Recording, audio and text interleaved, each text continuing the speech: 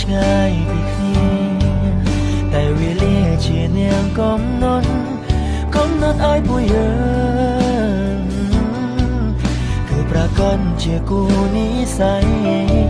រំលីខិតអ្នកគ្មានមេត្តាឲ្យក្តីស្នេហាត្រូវបញ្ចប់តែចិត្តខ្ញុំមិនអាចបញ្ឈប់មិនអាចស្អមរូបអូនបានឡើយមិនទាន់ដល់ពេលវេលា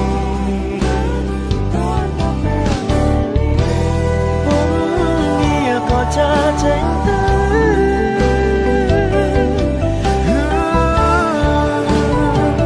សម្បត្តិនិស្ស័យរលាយក្តីស្នេហ៍យើងហើយអូនអើយមិនអាចបកក្រោយវាហួងអង្ហើយត្រាត្រឲ្យបងមិនអាចបំភ្លេចបើសិនជាតិក្រោយមានពិន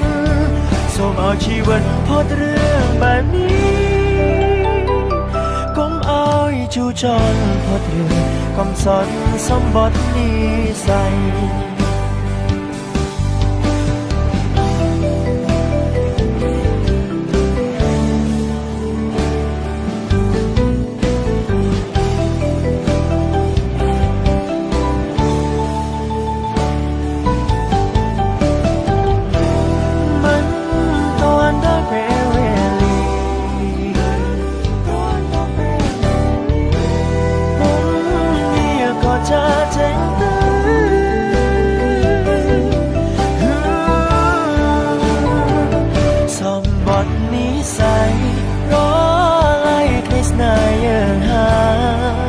អូនអើយមិនអាចបកក្រោ